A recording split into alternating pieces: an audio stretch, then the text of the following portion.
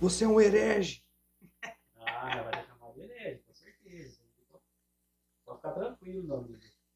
João Wellington, Não é que morreu herege. você é um herege. Começando aqui uma live. É, garotinho. É Brasil. Começando aqui uma live no TikTok. Coloquei até um eco na voz aqui, ó, pra dar um tchan. Então, Josuel. Estamos com o Josuel aqui novamente, né? Vai ser meu parceiro aqui de live. Abrimos uma parceria aqui. Falar assuntos bíblicos, assuntos legais. E desvendar alguns mistérios. Algumas coisas que você escutou a vida inteira. Só que entendemos aí, através de alguns estudos, que não é bem assim. Certo? Vamos ver o pessoal aqui, tá na live? Então vamos lá. Qual a indagação de hoje aqui? Jesus morreu na sexta-feira? Através de alguns estudos, nós percebemos que Jesus, ele morreu na quarta-feira e ressuscitou no sábado. Tá certo? Então, Josuel, vamos fazer uma oração? Vamos fazer uma oração aí, É uma delícia. né? Ao som de Aline Barros, Poder do Teu Amor. Das antigas, hein? Essa é das antigas, hein? Os louvores antigos Tem erro. não tem erro, né, cara? Tinha palavra, né? Esse negócio de worship aí, sei lá, hein? Hã? Sei também. Eu prefiro as antigas. Prefere as antigas, João? Mas também, né? É o que tem pra hoje aí, né? Amém, então. Vamos lá orar, não? Ao som das antigas aí, Então vamos lá, Jô. Graças a Deus, Senhor. Aleluia. Muito obrigado por mais uma oportunidade que nós temos de poder conversar sobre a palavra de Deus. Ao conversar, poder aprender também sobre a palavra de Deus. Que possa ser um tempo proveitoso, um tempo de crescimento, um tempo em que a gente realmente possa se debruçar aqui na palavra do Senhor, que possa edificar as nossas vidas, edificar os nossos corações. Abençoe desde já cada pessoa que vai estar presente na live, cada pessoa que vai também assistir através do YouTube, e nós também que estamos aqui, pondo as mãos nesse trabalho, Senhor. Que tudo seja feito para a honra e para a glória do nome do Senhor. Amém. Aleluia. Amém. Amém, né? Então, vamos começar aqui, Jô. Vou colocar um fundo musical aqui. Vamos ver o que tem aqui.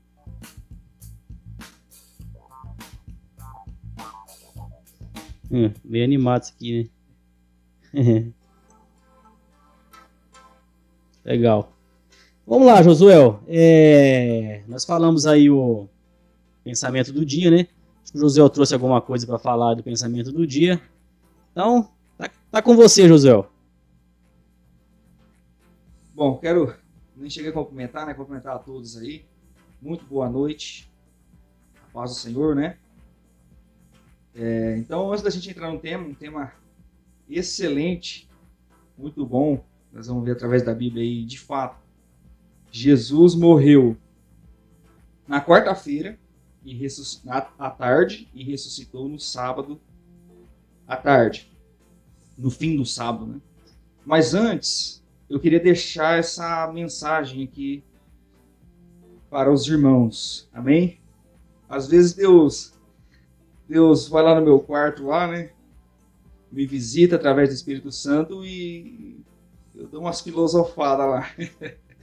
Espero que possa edificar a vida dos irmãos. É curtinho, tá, irmãos? É rapidinho. Preste bem atenção, apesar de ser curto, é valioso. Não podemos usar a Deus. Não podemos usar as pessoas. Não podemos usar nossos relacionamentos eles não são ferramentas. Nosso tempo é uma ferramenta. Nosso trabalho é uma ferramenta. E o nosso dinheiro é uma ferramenta. A eles nós usamos o tempo, o trabalho, o dinheiro. Deus merece honra. As pessoas merecem amor. E os relacionamentos merecem respeito. Amém? Amém. Rapaz, que isso, hein? Rapaz, bela reflexão, viu? Eu queria... Bom, o Josué, assim, dispensa elogios, né?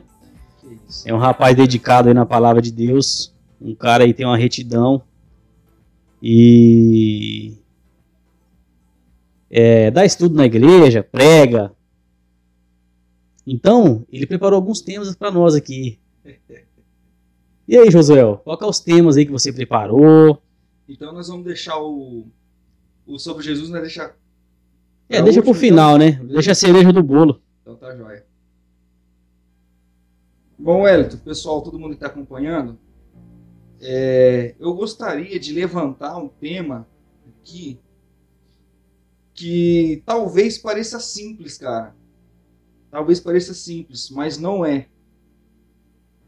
Por qual motivo as pessoas buscam a Deus? Você parou para pensar nisso já? Eu fiz meus contatos pararem para pensar nisso um pouco. Na verdade, eu me esforcei para fazer uma pesquisa ali rapidinha, né, com os meus contatos, meus amigos. Eu fiz essa pergunta para um monte de gente. Por qual motivo você busca a Deus? Um monte de gente que eu perguntei, 40 me responderam. Mas 40 já dá para ter um parâmetro bom do que eu esperava. Mas para facilitar um pouco a resposta, se deixar um campo muito aberto, né? Por qual motivo você busca a Deus? Então as respostas vão ficar muito distantes uma da outra. Eu dei 3 opções na pesquisa. Opção 1, pensa na pergunta. Por qual motivo você busca a Deus? Opção 1. Porque encontrei plena satisfação em Cristo. Glória, né? Não mais sofrendo brigas ativas com nenhum tipo de pecado. E espero ansiosamente a paz e a vida eterna. Opção 2. Por qual motivo você busca a Deus? Porque reconheço as minhas fragilidades e sou inclinado ao pecado. Por isso sinto a necessidade da misericórdia do Deus bíblico, considerado Senhor de todas as coisas. Opção 3. Porque eu entendo que há um risco de condenação / castigo pós-morte. Então morreu aqui, né? Então tem um castigo preparado. Visto que Deus, sendo o Senhor, né, pode me livrar desse castigo, e aqui eu não estou castigo eterno, né, sofrimento eterno, ou não, aniquilação, né? Só estou falando que tem um castigo. Visto que Deus pode me livrar desse castigo, então eu o busco. Cara, vamos ver as respostas. Como eu falei, foram 40 pessoas, né? E eu tentei extrair o máximo de dados aqui. Olha que interessante, cara. 23 pessoas, mais da metade, 23 pessoas responderam a opção número... Qual número você acha? 23? Deve ser a 2. A 2, cara. A 2. Olha que interessante. A 1 eu perguntei, porque eu encontrei plena satisfação em Cristo, e a 2, porque eu reconheço as minhas fragilidades e sou inclinado ao pecado. E mais da metade dos meus amigos disseram o seguinte, em resposta à pergunta, por qual motivo você busca a Deus? Porque eu entendo a minha fragilidade, eu sou inclinado ao pecado, e eu sinto necessidade da misericórdia do Deus bíblico. Olha que interessante, cara. 23 pessoas. 10 pessoas responderam a opção 1, porque eu encontrei plena satisfação em Cristo, não sofrendo mais brigas ativas com nenhum tipo de pecado. Eu acho que quando a pessoa leu e ela refletiu bem, ela respondeu nessa opção, realmente ela encontrou plena satisfação, né? Agora, olha que interessante, eu imaginava que essa seria diferente, mas a opção 3, ninguém respondeu na opção 3, porque eu entendo que há um risco de condenação e eu busco a Deus porque Ele pode me livrar desse risco de condenação. Então ela, a opção 3 isolada, ninguém respondeu. Duas pessoas ficaram entre a opção 1 e a opção 2. Meio termo, né? Será que é mais por causa do pecado ou será que é mais porque eu encontrei satisfação em Cristo? Então ficaram meio balançadas. 5 pessoas afirmaram as 3 opções ao mesmo tempo. Realmente, se você for ver o âmago dessas 3 respostas, parece que são quase que a mesma coisa. Mas elas apontam, né, as suas flechas para direções diferentes, cara. Então, para responder essa pergunta, por qual motivo as pessoas buscam a Deus, eu quero fazer uma construçãozinha aqui para a gente entender, então, né? Esse, na verdade, é um questionamento que necessita de uma construção bem maior do que você já chegar na pergunta direta. Por qual motivo as pessoas buscam a Deus? A pergunta primária, antes de fazer essa, na verdade é: por qual motivo as pessoas buscam? No contexto geral. Porque nós temos, no meu entendimento, né, na minha percepção, nós temos um mecanismo natural, automático, tipo que nem carro automático, né? Você acelera, o bichão vai embora, né? Parece que nós temos o mesmo mecanismo automático de buscar as coisas para nossa vida. Para quê? Em que sentido? No sentido de tentar se sentir melhor. Perceba, pessoal, não estou falando na tentativa de ser melhor. Estou falando na tentativa de se sentir melhor em relação àquele momento. Então, conforme a vida vai se construindo mesmo, a vida vai passando da pessoa, né? Os fatos vão se desenrolando, a pessoa busca coisas para tentar se sentir melhor naquele momento. Esse é um mecanismo que o ser humano tem. Então, por exemplo, por que será que a pessoa tem que se embriagar? Ela busca se embriagar. Uma possível resposta, porque, cara, deu ruim no casamento. Ela tem que se sentir melhor. Aí vai pra bebida. É uma escapatória, né? Isso, no momento. É isso mesmo, é um escape para... Eu preciso buscar alguma coisa para tampar esse buraco que tá aqui. Aí fala, pô, tá falando de bebida. Ora, por que a pessoa busca o estudo?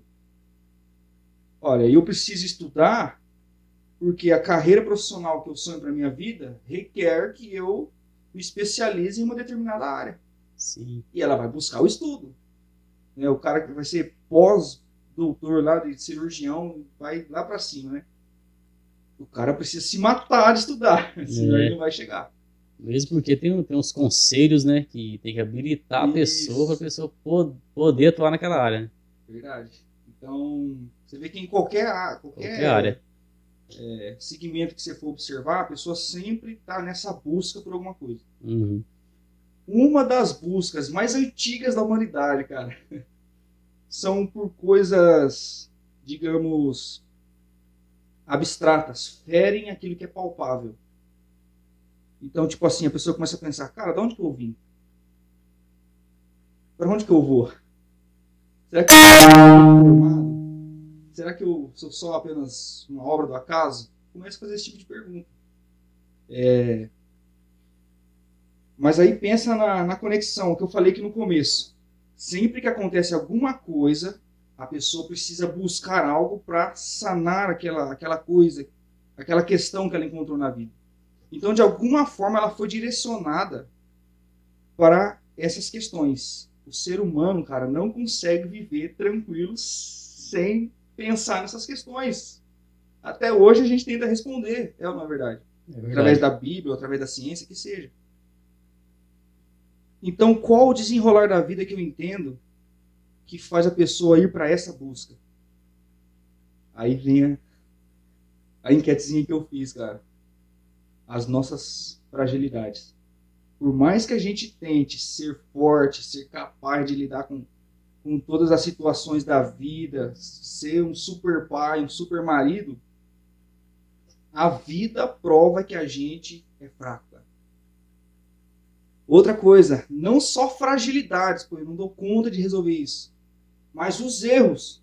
Nós temos consciência do nosso erro. Então, quando a gente faz uma lambança ali, né? Desculpa o termo aí, a gente faz uma cagada, comete um erro. Assim que a gente comete o erro, a gente já entende, já compreende. Poxa vida, fiz uma merda aqui. Entendeu? Então fere, cara. Fere a gente quando a gente erra ou quando a gente se sente incapaz, impotente. Aí a busca por esse tipo de questão se direciona um pouco mais para a religião. Pô, será que na religião eu posso encontrar uma resposta aqui? Será que dá certo? Por que eu sou tão fraco? Por que eu erro tanto? Preciso melhorar, preciso sanar essa dificuldade. Na busca pela religião, a gente vai encontrar o Deus bíblico, considerado o Senhor de todas as coisas.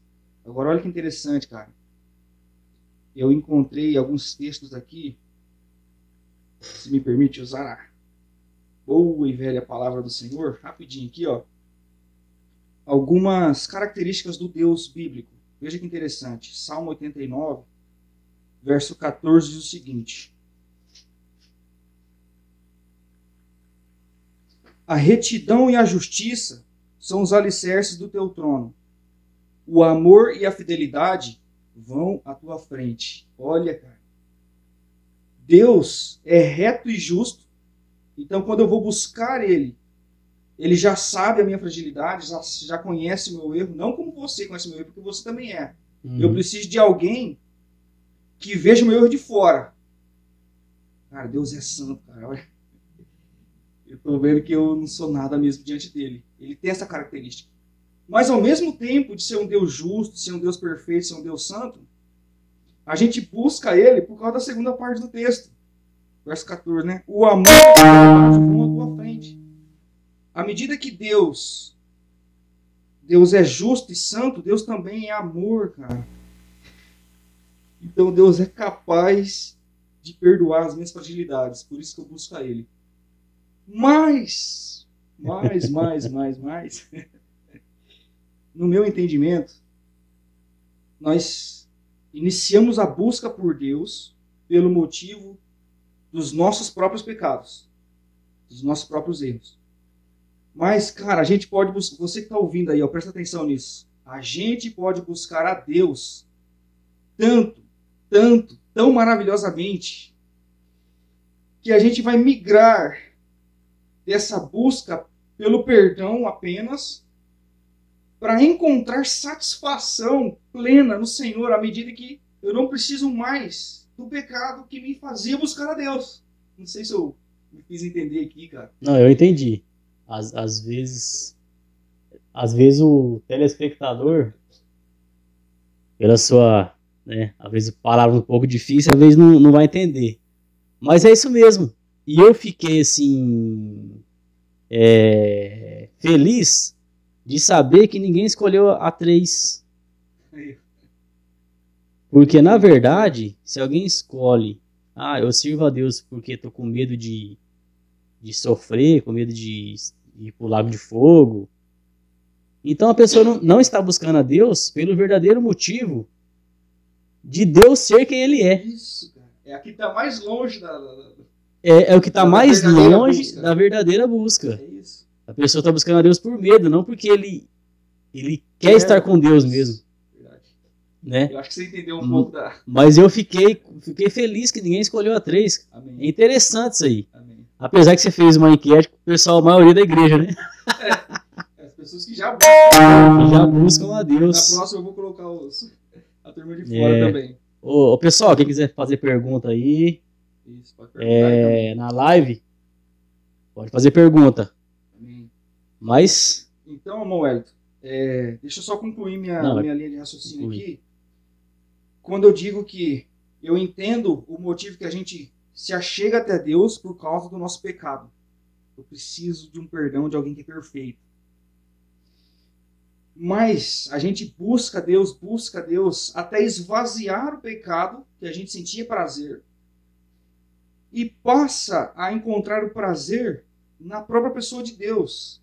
Olha o que diz lá no final do livro da carta de Judas, quando ele vai fechar o livro, diz o seguinte. Então, o único capítulo, né? Judas, capítulo 1, verso 24. Aquele que é poderoso para impedi-los de cair. Deus impede você de cair. E para apresentá-los diante de sua glória sem mácula e com alegria. Então, nossa, é isso, cara. É isso. A gente vive o evangelho tipo assim, oh meu Deus, quanto sofrimento. Oh meu Deus, de novo. Né? A gente continua, cara, cometendo o mesmo erro. Irmãos, a gente deve buscar a Deus, chegar no ponto de buscar a Deus para encontrar alegria no Senhor, cara. Encontrar alegria, cara. E não ficar brigando, uma briga ativa contra o pecado. Claro que no meio da trajetória a gente vai cometer um erro ou outro. Mas não é uma briga ativa contra o pecado. Tipo assim, eu estou disputando Jesus ou pecado, Jesus ou pecado. E às vezes eu abraço mais o pecado. A gente tem que buscar Deus, cara. Não, mas chega num ponto que o pecado não faz sentido. Não faz sentido, é isso. Você chega numa plenitude tão grande com Deus que o pecado não faz sentido. Vamos naquela festa lá, você sabe que lá vai ter droga, vai ter... Não faz sentido pra você aquilo ali. E você vai perdendo amizades, você passa a ser chamado de ignorante ou qualquer adjetivo aí, né? Verdade. Só que pra você não faz mais sentido. Até às vezes com um parente mesmo, né? Com um irmão, seu irmão de sangue, ou seu... Eu mesmo, meu irmão de sangue.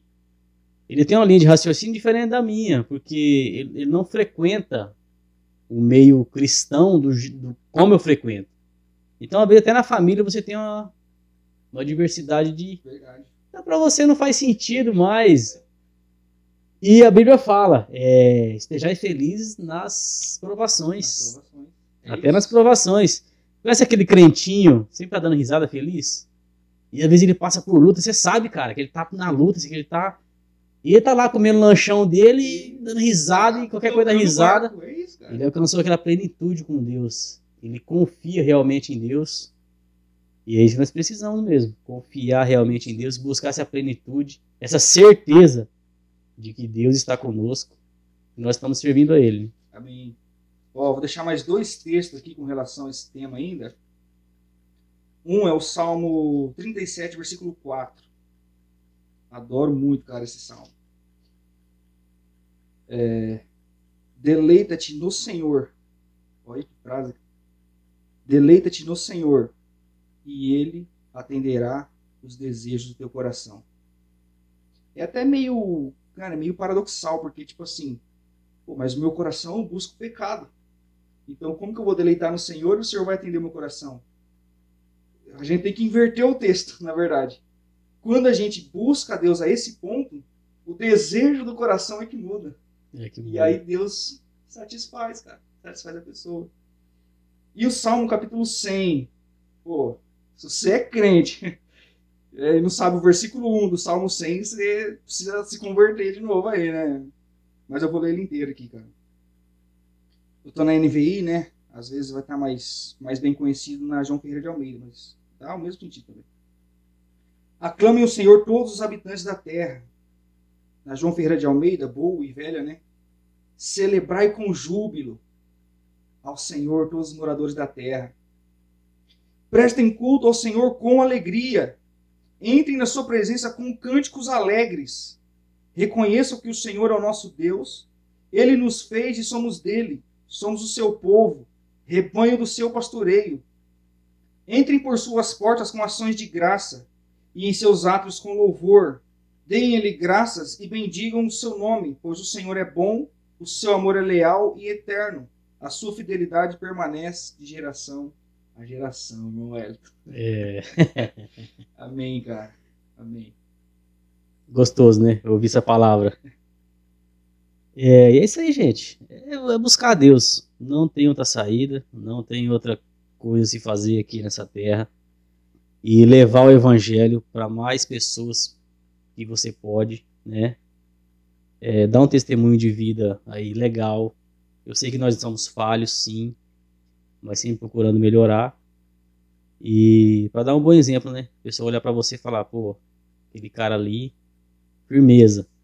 Não, eu vou ouvir o que ele tem para falar sobre Deus, porque ele dá um testemunho legal, É verdade. né? Porque o que tá matando o evangelho hoje às vezes é o testemunho, né? A pessoa é uma na igreja, no trabalho é outra, na rua é outra, jogando futebolzinho é outra, né? E é isso. É isso aí, cara. Eu não sei se vai ter o vídeo ainda. Você tinha mandado para mim que é a primeira vez. Ah, deixa eu mostrar aqui, deixa eu A puxar aqui questão das línguas. do batismo com o Espírito Santo, né? Isso. É o pastor Elias, né? Isso. Pastor Elias. Já entrando aí no próximo. Cara, esse pastor é teimoso, hein, velho? Nossa, mano. Não, estudioso, o cara é fera, nada contra, mas olha. Pastor Elias, batismo com o Espírito Santo.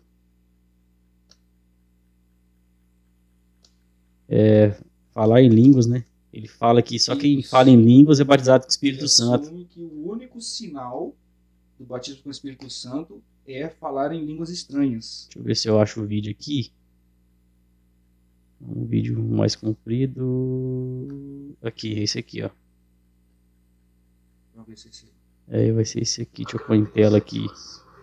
Está na história de quem a dirige em cada momento de dedicação.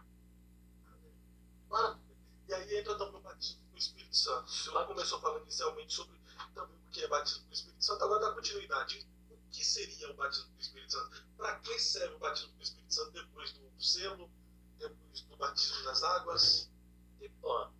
Selo, batismo no corpo de Cristo se dá tudo junto. Espera aí um pouquinho, Jô. Eu vou colocar aqui. Tranquilo. Eu vou pôr aqui o som no falante externo para ficar melhor para gente escutar.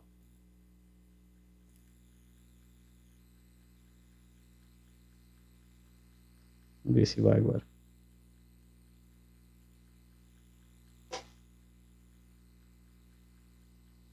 Espírito Santo, agora dá continuidade. O que seria o batismo com o Espírito Santo? Para que serve o batismo com o Espírito Santo depois do selo, depois do batismo nas águas? Selo, batismo no corpo de Cristo se dá tudo junto. Sim. Tá? Que é o novo nascimento, que é a regeneração. O batismo com o Espírito Santo, nem todos são batizados com o Espírito Santo. Mas o batismo com o Espírito Santo é para todos. Apesar de nem todos. Tem a ver com salvação? Não. Mas o batismo com o Espírito Santo só acontece com salvo. A sua salvação. O fato de você ser ou não batizado com o Espírito Santo não tem implicações diretas na sua salvação, porque a salvação é graça de Deus e é por meio da fé. Justificados, pois, pela fé, temos paz com Deus. Junto com a doutrina da justificação, você tem a doutrina da imputação. Deus olhando para a nossa conta estava zerado. O que Deus fez? Na sua graça e bondade, Ele colocou alguma coisa. Que coisa? O sacrifício de Cristo. E hoje você não deve mais nada. Tá?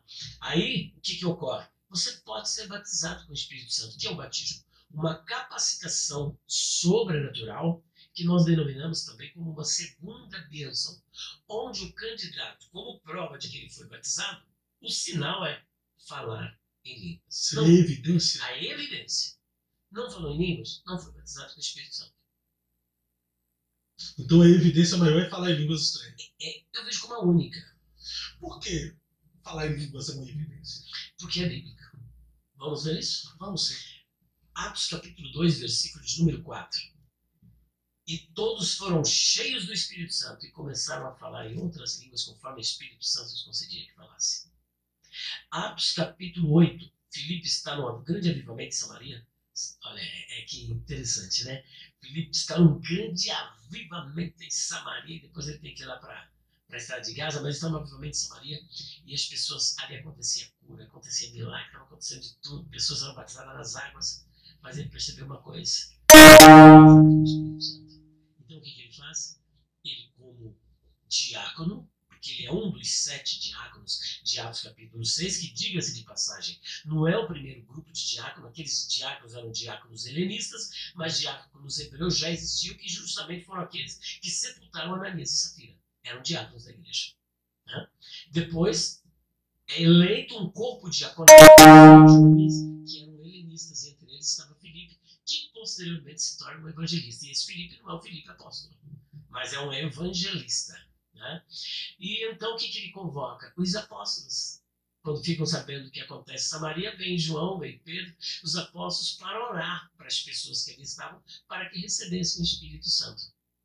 Ali não é dito que eles falaram em línguas, mas como a evidência é essa, e eles receberam o Espírito Santo, então, pelo contexto, nós sabemos que eles falaram em línguas. Você vai, por exemplo, para Atos capítulo 10, versículo 44 até o 48, na casa de Cornélio, Pedro estava ainda falando para aquele grupo, aquele colégio da casa de Cornélio, que era a casa de Cornélio. Quando se diz casa, não era apenas da sua família, mas era todos aqueles que faziam, que estavam sob o seu comando. Ele era um centurião, havia uma centúria, havia funcionários, havia escravos, havia servos, havia sua família, e eles receberam a fé. Antes mesmo de qualquer outra coisa, eles já recebem o batismo com o Espírito Santo. E depois Pedro tem que se explicar perante o colégio apostólico porque a salvação era algo que estava preso apenas a uma experiência dos judeus, que a igreja do primeiro século é uma igreja judia, judaica. Era formada apenas por judeu. E depois o Senhor foi alcançando os gentios, inclusive Cornélio, se não me engano, acho que é o primeiro gentio a ser alcançado. Ali eles falaram em línguas. Quando você vai para Atos, capítulo 19, versículos 1 a 6, Paulo encontra alguns discípulos e falou: vocês já receberam o Espírito Santo quando creram? Falaram: nós nem sequer sabemos que existe o Espírito Santo. Então, com qual batismo? Fomos batizados no batismo de João. Na verdade, João batizou o batismo do arrependimento apontando para aquilo que vocês haviam de crer. E eles ouviram a palavra. Olha só, aqui quebra esse paradigma da teologia e da visão reformada calvinista de que batismo com o Espírito Santo é batismo no corpo de Cristo e que isso acontece quando você crê. É verdade. O batismo no corpo de Cristo é quando você crê. O Espírito Santo pode acontecer junto, sim, mas o batismo com o Espírito Santo é uma experiência diferente.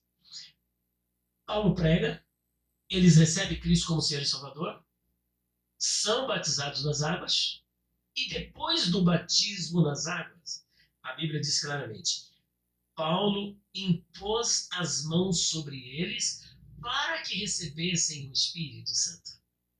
Ora, se o batismo com o Espírito Santo já é uma experiência em que é o batismo do corpo de Cristo, é quando você crê, eles creram. Eles foram batizados nas águas. Eles foram batizados no corpo de Cristo. Qual necessidade de Paulo, posteriormente, impor as mãos sobre eles para que eles recebessem o Espírito Santo, uma vez que eles já tinham, de acordo com essa teoria? Qual a necessidade? Não teria nenhuma. Nenhuma. Se essa experiência da teologia reformada calvinista está correta, então não tinha necessidade de Paulo impor as mãos. Não haveria. Mas depois de toda essa experiência que eles passaram, no corpo de Cristo, selo do Espírito Santo, terem nascido de novo, confirmados pelo batismo das águas, que a imersão é a morte para o mundo e a emersão é a nova vida para Deus, precisou ainda Paulo impor as mãos sobre eles para que eles recebessem o Espírito Santo. E quando receberam, começaram a falar em línguas. Então aí Amém aí. Rapaz, parece o pastor Severino, hein? Verdade, Teimoso parece igual, cara. isso. Ai, mas o cara é bom, estudioso. Não, é diferenciado. Ele falou de Filipe lá. E aí, o que você acha, Jô? Posso começar? Você quer começar a sua opinião aí? Eu entendo o seguinte, não vou dar versículo bíblico, vou falar assim, por cima. O convencimento é o Espírito Santo que convence, certo? Tá na Bíblia. Não vou citar versículo, não lembro onde tá, mas tá. Você ter o Espírito Santo, você ser cheio do Espírito Santo, são coisas diferentes. Então, por exemplo, você foi convencido, o Espírito Santo te convenceu. Você foi lá, batizou, tal, aceitou Jesus. Você já tem o Espírito Santo, ele que te convenceu. Você ser cheio do Espírito Santo, aí já passa a ser uma entrega mais Uma entrega maior sua, né? Por exemplo, eu fui cheio do Espírito Santo, só que eu não falei em línguas. Então isso é um testemunho meu. Então, para mim, não bate. Não necessariamente você tem que falar em língua para ser cheio do Espírito Santo. O Espírito Santo nós já temos. Você aceitou Jesus, você aceitou a palavra, você foi batizado, você já tem o Espírito Santo. Agora, você ser cheio, você tem que passar de uma purificação, você se purificar, você seguir mais a Deus, você orar mais, você vai ser cheio. Uma hora você vai ser cheio. Quando eu fui cheio pela primeira vez, eu tremia, cara. Parecia que eu tava flutuando. Parecia que tinha tirado 200 quilos das minhas costas. Só que eu não falei em língua. Eu tremi, chorei, sabe? Fiquei o culto inteiro assim, ó, nossa, maravilhado com as coisas de Deus. Só que não falei em línguas. Mesmo porque tem os dons do Espírito, que não é só o falar em línguas. O dom de profetizar é maior do que o de línguas. Tem vários dons maiores do que o de línguas. E na verdade, se você for discorrer sobre os dons do Espírito Santo, se não me falha a memória, salvo engano, o dom de línguas é o menor de todos. Aparece por último na lista. Aparece por último na lista. Se não estou enganado. Então, o ser cheio do Espírito Santo depende da sua purificação íntima. Você ser batizado, receber o Espírito Santo, ou ser batizado, ou já ter o Espírito Santo, eu acho que já parte da conversão mesmo inicial, você já recebe o Espírito Santo. Entendi. É isso aí, cara. Irmãos, antes de eu falar aqui o que eu penso, eu quero dizer o seguinte. Esse assunto você sabe que a gente tá pisando em ovo com a botina de trabalhar ainda, né, cara? Então é difícil. Eu respeito completamente, muito, os irmãos que assumem que falam em línguas estranhas. Eu tenho amigos, irmãos da igreja mesmo, do próprio ministério que eu também frequento. Mas, para início de conversa, cara, a definição já é um pouco complicada. Essa questão de línguas estranhas aí. Só que, o que eu vou apontar aqui é que, como nosso irmão falou, Elias, né? Pastor Elias. Pastor Elias. O único sinal do batismo com o Espírito Santo é falar em línguas. E eu discordo, isso não é o único sinal. Mas a gente não está aqui falando que quem fala em línguas... Não é um sinal, né? Não é nada. Entendeu? Não é. Embora a definição do que é falar em línguas é um pouco complicado. Então, se você pegar lá 1 Coríntios capítulo 14, agora vamos estudar que eu acho que é mais rápido. 1 Coríntios 14, cara,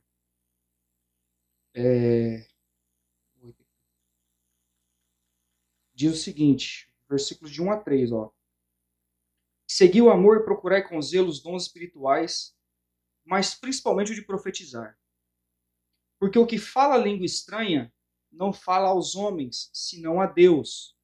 Porque ninguém o entende e em espírito fala mistérios. Amém. Só até o 2. Então, tem gente que tem irmãos, desculpa o termo de gente, né?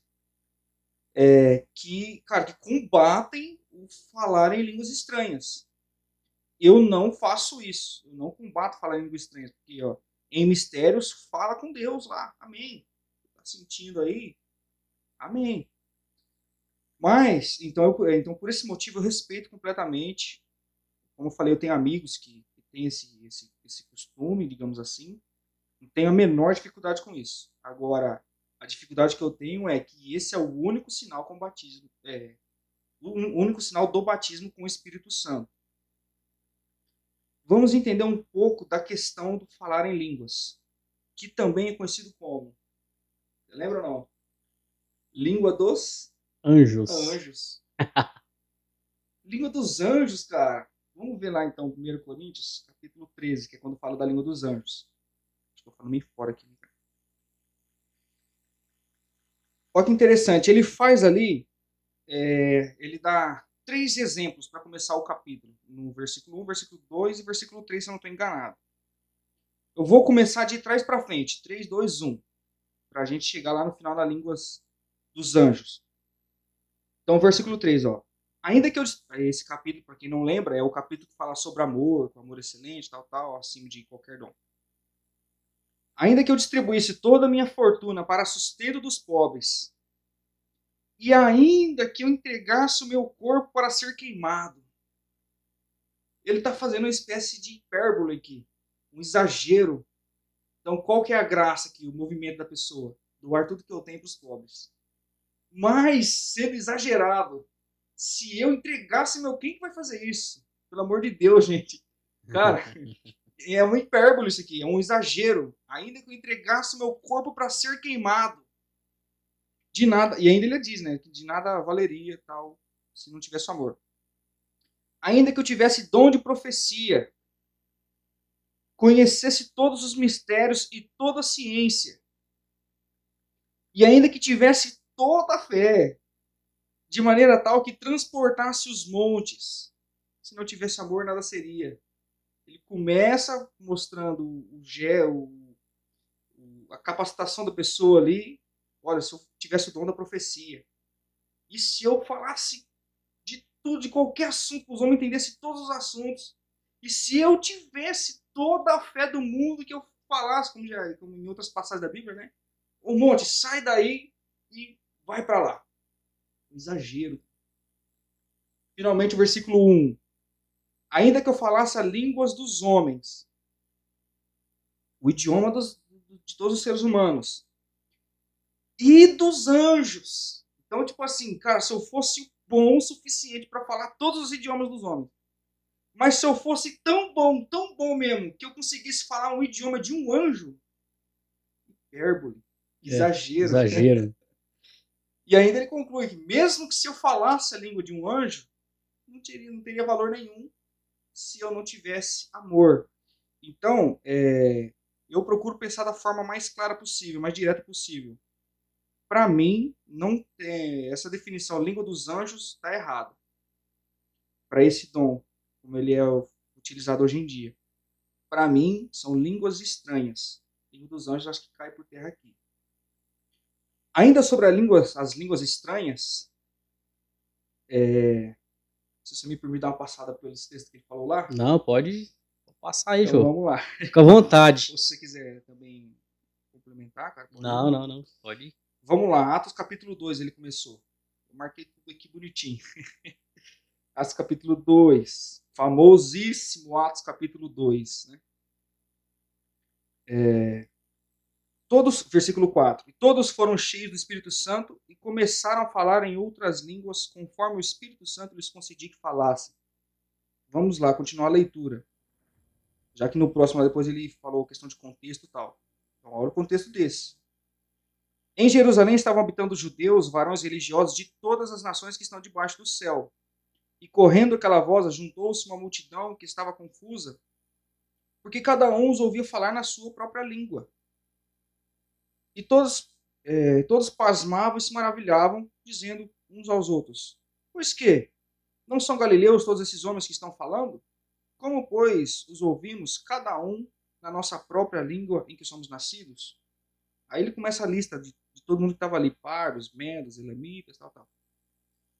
Então, esse texto aqui, me parece que eles não estão falando aquelas sílabas que, quando proferidas, se forma um idioma sobrenatural. Acho que ficou boa, né? Uhum. Eles estão falando um idioma que são dos seres humanos, cara. De outras nações. De outras nações.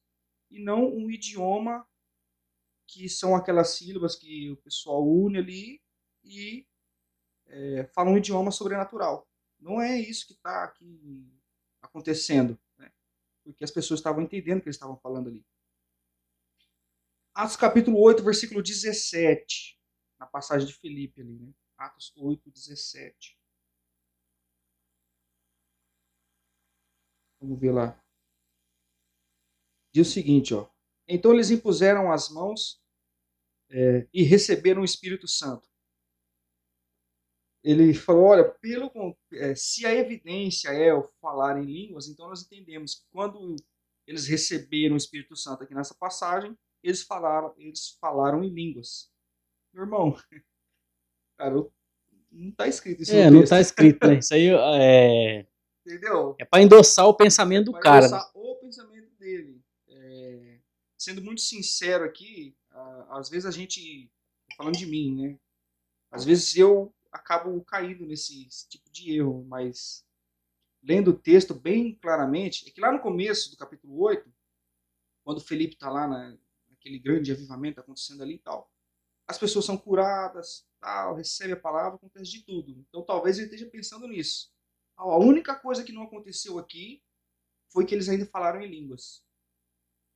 É o máximo que eu consigo pensar, mas não tem nada provando isso, cara. Não tem provando. Eles receberam o Espírito Santo. Ponto. Amém. Próximo texto. Atos capítulo 10, versículo 44. Atos 10, 44. Vamos ver uma questão aqui. 10, 44 e o 19, 6. Depois ele falou por último. É a mesma situação.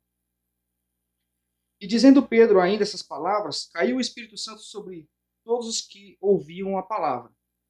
E os fiéis que eram da circuncisão, todos quantos tinham vindo com Pedro, maravilharam-se de que o dom do Espírito Santo se derramasse também sobre os gentios, porque os ouviam falar em línguas e adorar a Deus. Essa conjunçãozinha aí, o "e", que está entre falar em línguas e adorar a Deus, traz a ideia de adição. Então, tem uma coisa aqui, mais essa coisa aqui. Tipo assim, eu como e bebo. Sim. Entendeu? Eles falaram em línguas e adoraram a Deus. Possivelmente tinha gente adorando a Deus ali na sua própria língua. Entendeu? Porque não necessariamente uma coisa complementa a outra aqui. É isso que eu estou querendo dizer. Entende? Uhum. Então, falavam em línguas e também, além de falar em línguas, adoravam a Deus. E o versículo, capítulo 19, versículo 6, essa ideia fica mais clara ainda. Olha que interessante. 19, 6. Impondo-lhes a questão dos irmãos lá que nem sabia que tinha Espírito Santo ainda. Vamos na primeira questão que ele falou lá. Por qual motivo Paulo, depois de ter batizado os irmãos lá, impôs as mãos? Cara, não tem motivo nenhum, essa que é a verdade. Imagina o seguinte, Moel. Nós estamos aqui reunidos agora, cara. Eu te conheço perfeitamente. Eu sei da sua índole, sei que você é um excelente cristão. Seguidor de Jesus Cristo. Meu irmão, tô precisando, cara. Faz uma oração pra mim aqui. Assim, põe a mão e começa a orar. Entendeu? Então, qual que é a finalidade? Cara, não tem. Ele simplesmente, irmãos, vamos orar. Ele pôs as mãos e começou a orar. Onde tiver 2 ou 3, ali também estarei. Amém. Os caras foram batizados, normal. E depois oraram. Fizeram oração lá e Deus se fez presente ali. Inclusive, Espírito Santo. Ele disse o seguinte, ele falou da boca dele ali, no meu texto. Impondo-lhes Paulo as mãos, veio sobre eles o Espírito Santo. Ele disse o seguinte, se você prestou bem atenção. Receberam o Espírito Santo. Impôs-lhe as mãos para que recebesse o Espírito Santo. Não está escrito isso. Ele impôs as mãos e eles receberam. Agora, não impôs para que eles recebessem. Não. Ele simplesmente impôs a mão e começou a orar. E, por conta disso, aconteceu deles terem recebido o Espírito Santo. Veio sobre eles o Espírito Santo e falavam em línguas e profetizavam. A única evidência é falar em línguas. Se aqui no texto eles receberam o Espírito Santo, falavam em línguas e profetizavam. Então, meu irmão, eu discordo um pouco do nosso irmão Elisa ali. Para mim, a única evidência não é falar em línguas. Como eu disse, amém, se o irmão fala em línguas estranhas, amém, não tem problema nenhum. Mas falar que essa é a única evidência do batismo com o Espírito Santo, eu discordo. E rapidinho aqui, para a gente fechar esse assunto para entrar lá no Jesus, né, que é o mais legal. Em João capítulo 20, versículo 19. João 20, 19. Jesus já tinha ressuscitado nessa passagem. E ele estava ali com os discípulos, né, que viriam se tornar os apóstolos. E ele fala uma coisa ali, cara. Olha que interessante. João 20:19. Chegada, pois, a tarde daquele dia, o primeiro dia da semana, e carregadas as portas onde os discípulos, e cerradas as portas onde os discípulos, com medo dos judeus, se tinham ajuntado, chegou Jesus e pôs-se no meio e disse-lhes. Então, Jesus, né, atravessou a porta, a parede com tudo e entrou. Paz seja convosco. E dizendo isso, mostrou-lhes as mãos e o lado, de sorte que os discípulos se alegraram vendo o Senhor. Disse-lhes, pois, Jesus outra vez, paz seja convosco. Assim como o Pai me enviou, também eu vos envio a vós. E havendo dito isso, assoprou sobre eles e disse-lhes, recebei o Espírito Santo. Amém. Alguém Amém. falou em línguas aqui, cara? Ninguém. Não, Jesus falava em língua? Isso, verdade. É uma boa questão. Eu nunca vi nenhum relato na Bíblia que Jesus falava em línguas estranhas. Aí o texto segue, cara. Ninguém falou em línguas aqui. Mas Jesus disse para os apóstolos, aqueles a quem perdoardes os pecados, lhes serão perdoados. E aqueles a quem os retiverdes, lhes são retidos.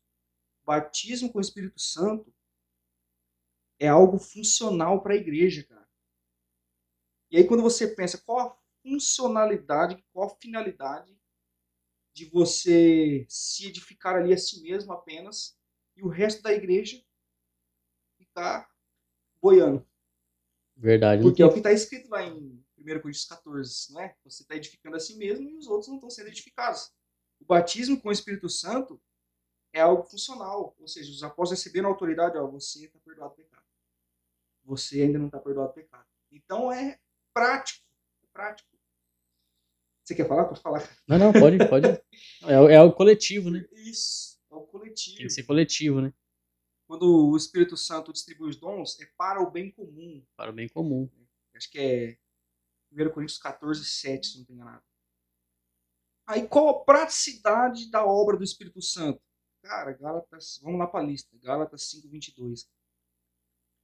Gálatas 5:22 diz o seguinte.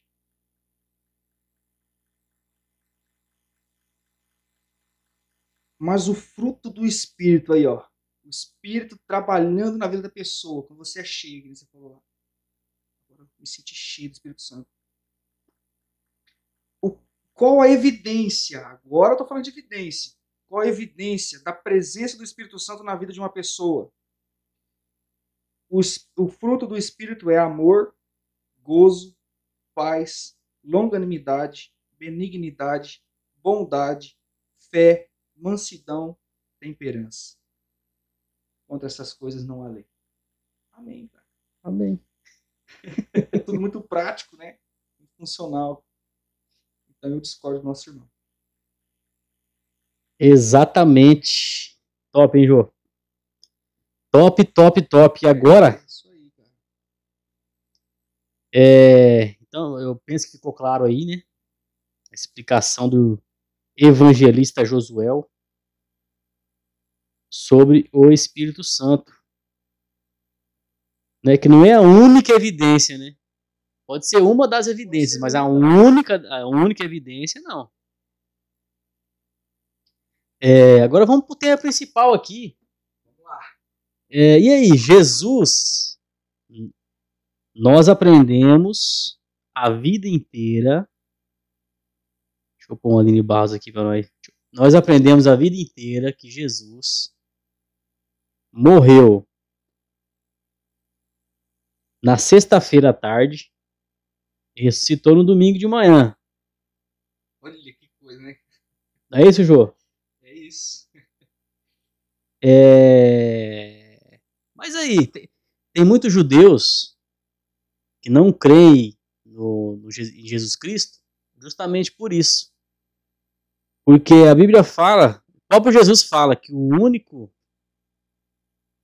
única prova que seria dada seria o relato de Jonas no ventre do peixe, 3 dias e 3 noites, que ele ficaria no coração da terra 3 dias e 3 noites, assim como Jonas ficou no ventre do peixe. Aí, o judeu, ele vai fazer a contagem, né? Vai falar, não, peraí. Então ele morreu sexta à tarde. Sexta à noite, uma noite. Sábado de manhã, um dia e uma noite. Sábado à noite, 2 noites e um dia. Então ele é o falso Messias. Ele é o falso Messias, não é isso? Mas aqui nós vamos mostrar para você hoje que Jesus não é o falso Messias.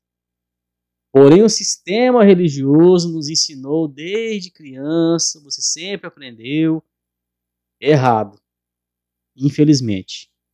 Porque Jesus, ele morreu numa quarta-feira à tarde e ressuscitou no sábado à tarde. E isso está na Bíblia. O que você tem a me dizer aí, Josué? Meu irmão, concordo com você aí, cara. O que se é ensinado aí, né, é que Jesus morreu na sexta-feira. Jesus morreu na sexta-feira. Uma coisa que ninguém pode negar é que ele morreu à tarde. Porque o texto diz o seguinte: houve trevas. Vou recordar o texto, que eu acho que eu nem separei ele aqui. Mas acho que está em todos os 4 evangelhos. Houve trevas da hora sexta até a hora nona. Na tradução que eu uso, NVI, já está fácil para a gente entender nos nossos dias atuais. Houve trevas do meio-dia até as 3 da tarde. E aí Jesus entregou seu espírito, morreu. Por volta ali das 3, talvez 4, não sei, da tarde. Aí você faz a conta, igual você fez aí. Ó, não bate, cara. A gente não precisa nem fazer a conta. Se você pensar que ele morreu um dia à tarde e ressuscitou no outro dia de manhã, nenhuma conta que você fizer vai bater o sinal do profeta Jonas. Então, mas o sistema religioso fala pra gente que o comecinho do domingo conta um dia inteiro. Não sei o que. Não. Mas a profecia é a seguinte: 3 dias e 3 noites. Então quer dizer, são dias completos. Não é pedacinho de dia, não é meio-dia, nada disso. São depois de 3 dias completos. 3 dias. Ó, João capítulo 2, versículo 19, diz o seguinte. João 2,19. Agora eu vou correr na Bíblia aqui, vou precisar dela. Jesus está falando. Ele diz o seguinte: destruam este templo e eu o levantarei em 2 dias e meio. Em um dia. 3 dias. 3 dias. Mateus 12. Aí, ó. Não, eu não lembrava disso aí. Não lembrava disso aí. Destrua o templo, se referindo ao corpo Sim, dele. se referindo a Cristo. E eu vou reconstruir em 3 dias. Então você tem que contar 3 dias. O sinal do profeta dele. É muito claro também, Mateus 12, 39 e 40, ele fala sobre o sinal do profeta Jonas. Uma geração incrédula. Está me pedindo um sinal. Nenhum sinal lhe será dado, senão do profeta Jonas. 3 dias completos. Lá nas entranhas do peixe. Então vai ser 3 dias morto. 3 dias. Não dá para você fazer a conta de ele morrer num dia à tarde, como fica muito claro na Bíblia, e ressuscitar em outro dia de manhã. Não vai bater as contas. Então, Josué, cara, mas todos os pastores renomados, cara, Rodrigo Silva, o Elias, o César Cavalcante, não, todos, cara, é hegemonia, que Jesus morreu na sexta e ressuscitou no domingo de manhã. Eu não sei, ó, ele morreu à tarde, sexta, você mesmo fez a conta, sexta à noite, uma noite, sábado de dia, um dia. Sábado à noite, 2 noites. Domingo de manhã, se você fazer o esforço de contar a manhã de domingo, dá 2 dias e 2 noites. 2 noites e 2 dias. Não bate, cara. Não, dá um dia e 2 noites. Não dá certo. 1 dia e 2 noites. Então, eu tinha passado esse estudo na igreja faz um tempo. Faz aqui acho que uns 2 anos já. 2 anos e meio. Eu passei. Tem uma narrativa por trás. que eu creio ser verdadeira. O que acontece? Constantino, que foi o criador da Igreja Católica Apostólica Romana, né, pegou o cristianismo e fundou uma igreja em cima do cristianismo. Ele era adorador do Deus Sol, Apolo. Então aconteceu, a Igreja Católica, ela mudou o sábado para o domingo, que é o feriado. Ela que mudou. Porque na verdade não tem domingo. É o primeiro dia da semana. Segundo dia, terceiro dia, Terceiro sábado. dia, sétimo dia, sábado. Que significa dia de descanso. Isso. Então, para santificar esse dia, passar o sábado para o domingo, vamos mudar o entendimento aqui, vamos falar que Jesus ressuscitou no domingo para santificar o domingo. Entende? E deu muito certo durante todo esse tempo. Então, por trás aí, tá Constantino, que era um pagão, né? Constantino era pagão. É aquela coisa, não pode contra eles, une-se a eles. Então, matava cristão, perseguia cristão. Mas... E sempre crescendo o cristianismo. Eu não posso contra eles. Embola tudo aí. Eu vou me unir a eles, fazer um estado, fazer uma igreja, Então eu tô aqui com os 10 mandamentos. Olha que legal isso aqui, ó. No dia 24 de fevereiro de 1582, o Papa Gregório XIII decretou uma mudança na contagem do tempo. A alteração foi determinada por meio da bula papal chamada Intergravíssimas. O documento criou o calendário gregoriano para ajustar o ano civil ao ano solar, período que a Terra leva para dar uma volta ao redor do Sol. Então você vê, foi algo mudado, intencional. Então tá aqui, ó, esse aqui, olha os mandamentos da Igreja Católica. Aqui tá os mandamentos da Igreja Católica e os mandamentos de Deus. Então eles mudaram. O quarto mandamento, que é guardar o sábado, eles colocaram aqui como o terceiro mandamento, guardar os domingos e festas. Guardar os domingos e festas. Dando ênfase, porque na verdade o sábado não é só o sétimo dia. Sábado também eram as festas de antigamente, que era um dia de feriado, era chamado de sabá também. Então eles deixaram muito similar, guardar os domingos e festas. E passaram o descanso para o domingo, para toda a humanidade, quer dizer, mudaram os dias. Isso foi uma coisa proposital. Interessante. Entende? Você lembra como que é domingo em inglês, não, por acaso? Sunday. Sol, cara. Sol. Você vê que coisa. Tudo faz parte da adoração ao sol. Mas aí. Beleza. Vamos lá então, né? Por que o domingo entra na história? Vamos dar uma olhadinha lá então. Agora, mano, nós vamos correr os 4 evangelhos aqui. Lucas 24.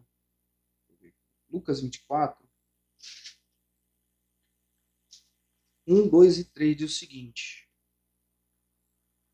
No primeiro dia da semana, de manhã bem cedo, as mulheres levaram ao sepulcro as especiarias aromáticas que haviam preparado.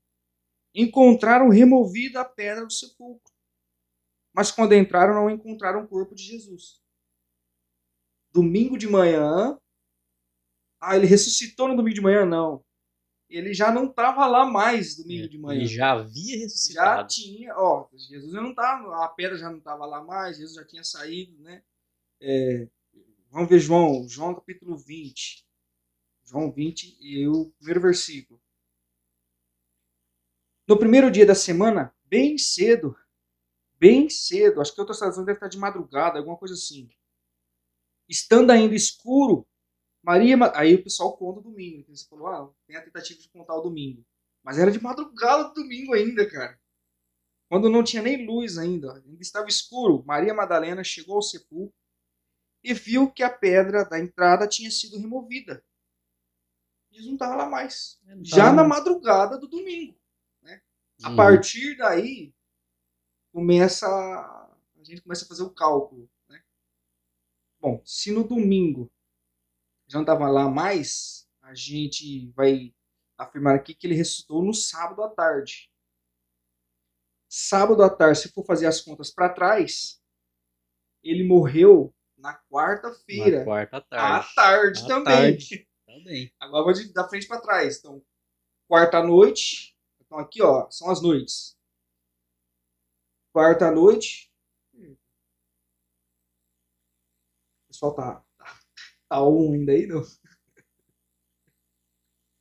Ah, não, tá. Ah, eu vi que tava. Tem que atualizar. Pode ir. Pera aí, Jô.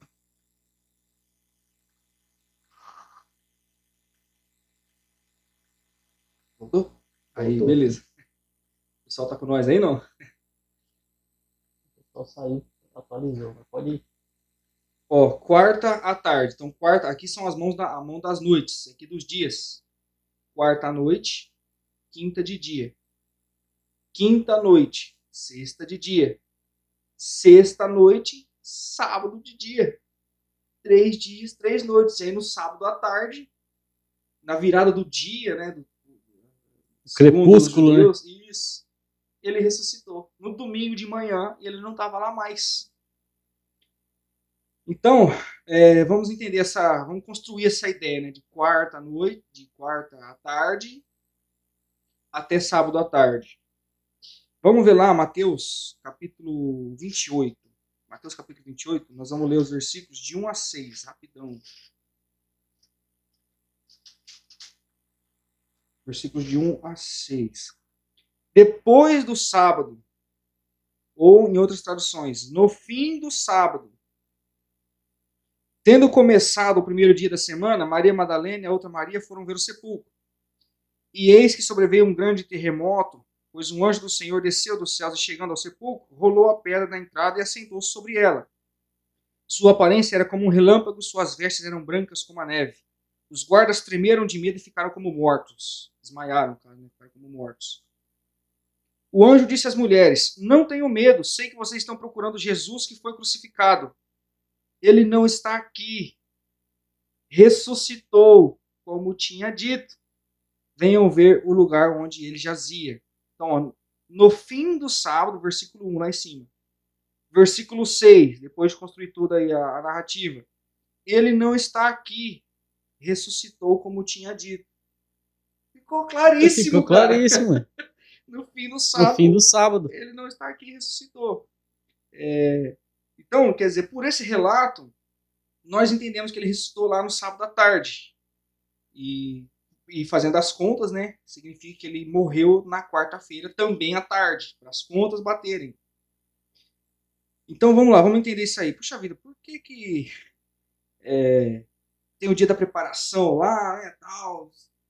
Será que já não era sexta-feira? Estou digitando aqui.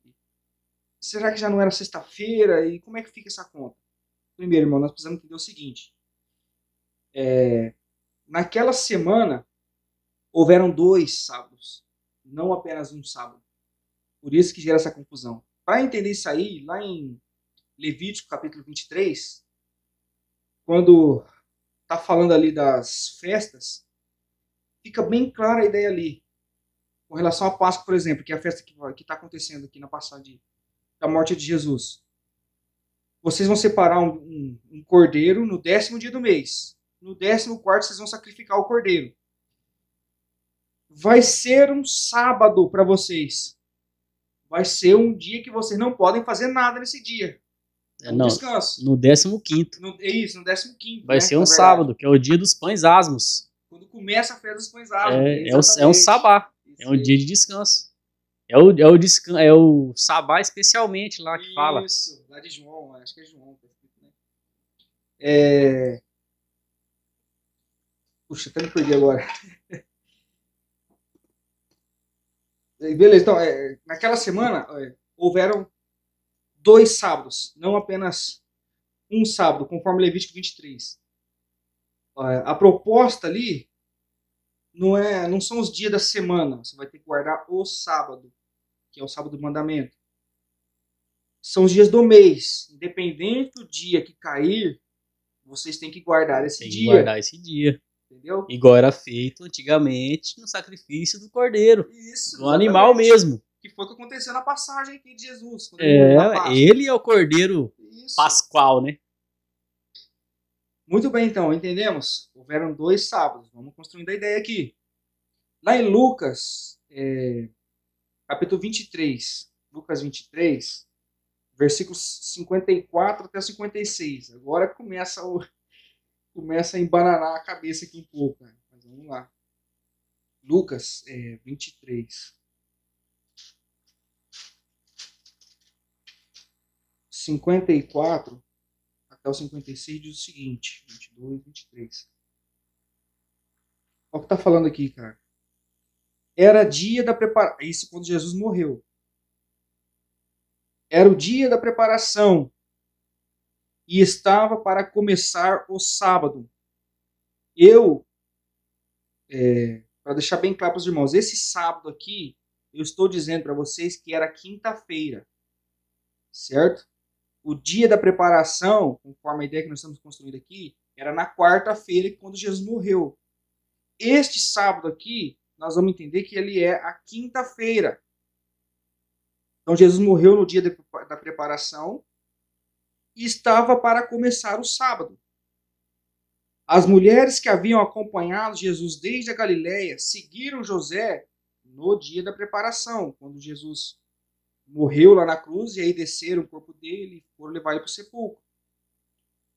Seguiram José, que é o José lá de Arimateia, e viram o sepulcro e como o corpo de Jesus fora colocado nele. Agora o 56. Em seguida, foram para casa e prepararam perfumes e especiarias aromáticas e descansaram no sábado em obediência ao mandamento. Olha que interessante. Se era sábado, cara, meu Deus do céu, elas não poderiam estar trabalhando com os perfumes e as especiarias. Entre os 55 e os 56, acabou a quarta-feira. No finalzinho da quarta-feira, elas já estavam se fechando ali, né, cada um para o seu canto. Passou a quinta-feira, dia de sábado. E elas não fizeram nada nesse dia, nada. Aí depois, entre os 56, em seguida foram para casa e prepararam perfumes e especiarias. Depois desse primeiro sábado, que é quinta-feira. Exatamente. Senão não bate. Não sei se eu tô, cara, tô me esforçando aqui para ser o mais claro possível. Então teve a quarta noite, elas viram tudo lá, bonitinho e tal. Começou o sábado, que é a quinta-feira. Tipo assim, ó. Só para deixar assim, simplificado, ó. Em Lucas fala, ó, antes do sábado elas prepararam as especiarias. Em Marcos fala, depois do sábado elas compraram as especiarias para preparar. Então, tipo, como poderiam ter preparado antes mesmo de tê-las comprado? É isso aí, cara. Por quê? É porque teve 2 sábados. É por isso. É isso aí mesmo. Então, acho que ficou um pouco mais clara a ideia aqui. Quarta-feira à noite ele morreu, elas viram o sepultamento, tudo e tal. Aí elas guardaram o sábado, que era quinta-feira, que é o dia dos pães asmos. Né? Isso, dia dos pães asmos. Sábado por ocasião da festa, não o sábado do mandamento. O sábado especialmente, né, que a Bíblia fala. Passou o sábado, aí elas compraram a especiaria na sexta. Isso, na sexta. Organizaram tudo, deixaram tudo pronto, por quê? Aí diz o texto. Descansaram no sábado, que é o do mandamento. Que é o mandamento, que é o 4º mandamento. Quando acabou o sábado, adivinha o que aconteceu? O Senhor Jesus ressuscitou, cara. Aí de manhãzinha, depois que acabou o sábado, elas foram lá procurar Jesus. Levaram as especiarias, tudo. Mas não tá aqui. Já tinha ressuscitado. É isso, cara. Deixa eu ver se eu acho o texto rapidinho pra gente encerrar. De Marcos que você falou aí. Acho que é o Marcos... Marcos 16:1. 16, isso mesmo. Talvez vai facilitar um pouco a compreensão. Quando terminou o sábado, Maria Madalena, Salomé e Maria mãe de Tiago compraram as especiarias aí, ó. Tô falando do sábado, que é a quinta. Então, Jesus morreu na quarta, veio o sábado, que é a quinta, Quando terminou o sábado, elas compraram as especiarias. Você falou, né? Pô, eu não tinha nem comprado ainda. Compraram as especiarias. Comprar as especiarias. Para ungir o corpo de Jesus. Aí elas guardaram o sábado. Passou o sábado o dia todo, à tarde. No fim do sábado, Jesus ressuscitou. 3 dias e 3 noites.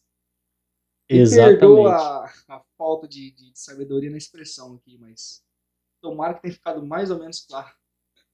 Exatamente. Então, naquela semana houve 2 sábados, né? O sábado cerimonial, que foi o dia 15 de Nisan, que foi o dia dos pães asmos, depois da Páscoa, né? E foi numa quinta-feira. E depois teve o sábado mandamento, que é o 4º mandamento. Então está especificando certinho, não tenho que ter dúvida.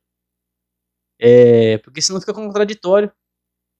Como é que elas prepararam a especiaria antes de ter comprado? Tem que um evangelho complementa o outro, né?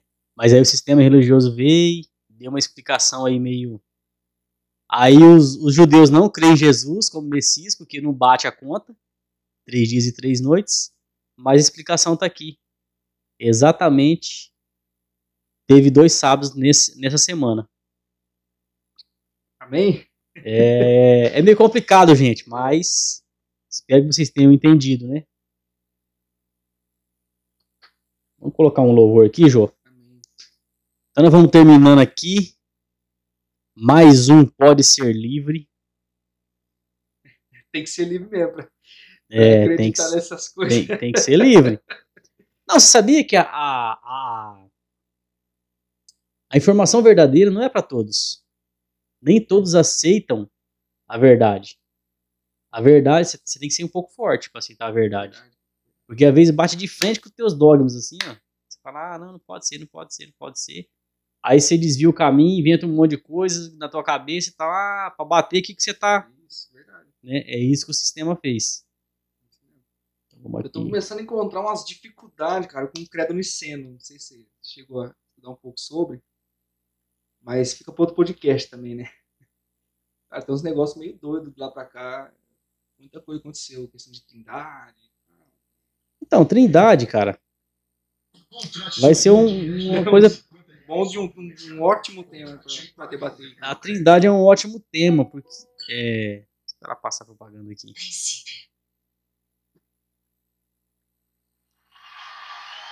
A trindade, cara, pode ser o próximo tema nosso.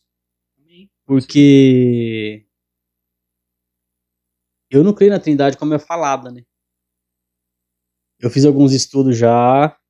A trindade, ela veio de outras coisas pagãs e Constantino introduziu no cristianismo. Eu penso, depois que eu fiz alguns estudos aí, que não tem trindade. É Deus e Jesus. Deus e Jesus. Espírito Santo é o próprio Deus, né? Na sua força, né? De intervir, de se mostrar. E tem o Espírito de Jesus também. Então, para mim, só tem 2. Deus e Jesus. Mas fica para outro podcast. Agora vamos terminar aqui, fazer oração ao som de Kleber Lucas. A palavra do Senhor nos diz que Jesus é o nome. Aleluia. Glória a Deus. Você pode adorá-lo. Um pouquinho. Aleluia. Morar, Jô? Amém. Rapidinho, irmão, me perdoem pela falta de sabedoria nas palavras, tá? Mas eu creio que pelo menos um pouquinho aí entrou na cabeça dos irmãos. Amém? Vamos orar então. Aleluia. Graças a Deus, Senhor, muito obrigado. Obrigado por tudo, Pai. Por essa oportunidade que tivemos para falar da sua palavra. Abençoe a todos que estão nos acompanhando e que irão nos acompanhar depois, mais à frente. Abençoe suas famílias, abençoe os casais, os filhos. Abençoe os jovens, esses que precisam realmente ter uma mente muito fortalecida no espírito, devido a todos os dogmas, todas as heresias também, todo tipo de ideia ideias ilusórias, vãs, ideias pagãs, que nada venha arrebatar o coração desses jovens para os maus caminhos, mas que possam encontrar o prazer, a satisfação no Senhor Jesus e em nada mais além de Jesus. Aleluia. Essa é a nossa oração. Que esse podcast possa alcançar mais vidas. Amém, Jesus. Que possamos estar aqui trabalhando em favor do reino e que o Senhor, através do Espírito Santo, possa nos conduzir pelo melhor caminho, ó Deus. Pai de amor, muito obrigado. Em nome de Jesus. Amém. Amém, Jesus. Amém. 0. Tchau.